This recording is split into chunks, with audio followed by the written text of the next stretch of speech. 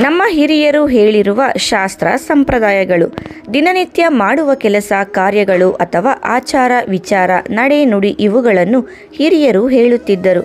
ಕೆಲವೊಂದು ನೋಡಿ ತಿದ್ದಿ ಮಾಡಿಸುತ್ತಿದ್ದರು. ಬೆಳಗ್ಗೆ ಬಲಮಗ್ಗುಲಲ್ಲಿ ಏಳುವುದರಿಂದ ರಾತ್ರಿ ಮಲಗುವ ತನಕ ನಿತ್ಯ ಜೀವನದ ನಿಯಮಾವಳಿಗಳನ್ನು ಹೇಳುತ್ತಿದ್ದರು.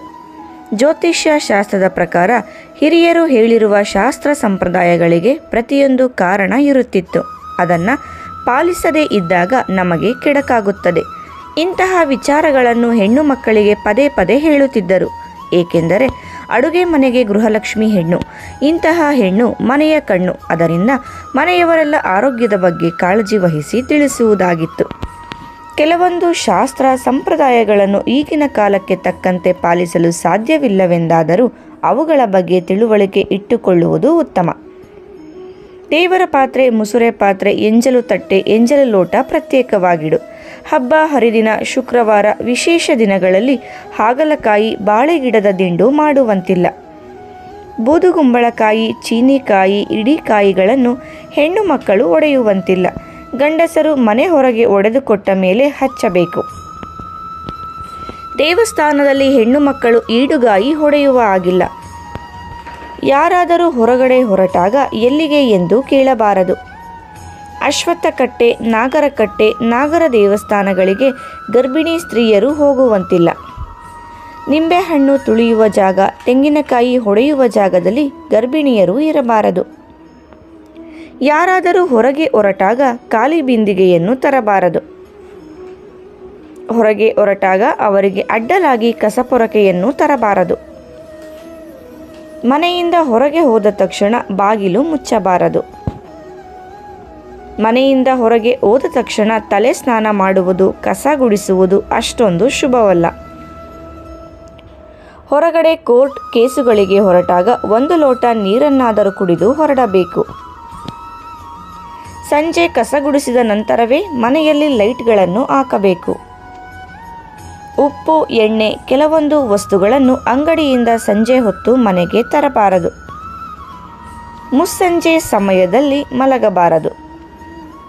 ಮುಸ್ಸಂಜೆ ಸಮಯದಲ್ಲಿ ಹೂವುಗಳನ್ನು ಕೀಳಬಾರದು. ಸಾವಿನ ಮನೆಯಿಂದ ಹೊರಡುವಾಗ ಹೊರಡುತ್ತೇವೆ ಎಂದು ಹೇಳಬಾರದು. ಶುಕ್ರವಾರ, ಮಂಗಳವಾರ, ಹಬ್ಬದ ದಿನಗಳಲ್ಲಿ ಉಗುರು ಕತ್ತರಿಸುವುದು ಹಾಗೂ ಉಗುರುಗಳನ್ನು ಮನೆಯೊಳಗೆ ಹಾಕುವುದು ಮಾಡಬಾರದು. ಅರ್ಧಂಬರ್ಧ ಮುಖ ತೊಳೆಯುವುದು, ಕಾಲಿನ ಹಿಮ್ಮಡಿ ನೆನೆಯದಂತೆ ಮುಂದೆ ಮಾತ್ರ ಕಾಲಿಗೆ ನೀರು ಹಾಕಿಕೊಳ್ಳುವುದನ್ನು ಮಾಡಬಾರದು. ಶನಿ ಎಗಲೇರುತ್ತಾನೆ ಎನ್ನುತ್ತಿದ್ದರು. ಊಟವನ್ನು ಕಾಯಿಸಬಾರದು. ಅನ್ನ ತಟ್ಟೆಯ ಮೇಲೆ ಹಾಕಿ ಎಷ್ಟು ಹೊತ್ತಾದರೂ ಬರದೇ ಇರಬಾರದು. ಎಂಜಲು ಕೈಯನ್ನು, ಎಂಜಲು ತಟ್ಟೆಯನ್ನು ಒಣಗಿಸುವುದು ಮಾಡಬಾರದು. ಎಂಜಲು ತಟ್ಟೆಯಲ್ಲಿ ಕೈಯನ್ನು ತೊಳೆಯಬಾರದು. ಊಟ ಮಾಡುವಾಗ ಕಾಲನ್ನು ನೆಲಕ್ಕೆ ಸವರಿಸಿಕೊಂಡು ನಡೆಯಬಾರದು. ಏಣಿಯನ್ನು ಉದ್ದಕ್ಕೆ ಮಲಗಿಸಬಾರದು. ಮಟಮಟ ಮಧ್ಯಾಹ್ನ ತುಳಸಿ ಗಿಡದ ಎಲೆಗಳನ್ನು ಕೀಳಬಾರದು ಹಾಗೂ ತುಳಸಿ ಗಿಡವನ್ನು ಬೇರೆಯವರಿಗೆ ಕೊಡಬಾರದು. ಮಟಮಟ ಮಧ್ಯಾಹ್ನ ಹೊಳೆ ಬದಿ ಮರದ ಕೆಳಗೆ ಓಡಾಡಬಾರದು. ಒಂಟಿ ಕಾಲಿನಲ್ಲಿ ನಿಂತು ಮಾತನಾಡಬಾರದು. ಹೊಸ್ತಿಲಿನ ಮೇಲೆ ಕಾಲನ್ನು ಇಡಬಾರದು. ಖಾಲಿ ಇರುವ ತೊಟ್ಟಿಲನ್ನು ತೂಗಬಾರದು. ಮನೆ ಬಾಗಿಲ ಬಳಿ ಮುಸುರೆ ಪಾತ್ರೆಗಳನ್ನು ಒಣಗಿಸಬಾರದು. ರಾತ್ರಿ ಹೊತ್ತು ಊಟ ಅಡುಗೆ ಮಾಡಿದ ಪಾತ್ರೆಗಳನ್ನು ಸಂಪೂರ್ಣವಾಗಿ ಖಾಲಿ ಮಾಡಬಾರದು.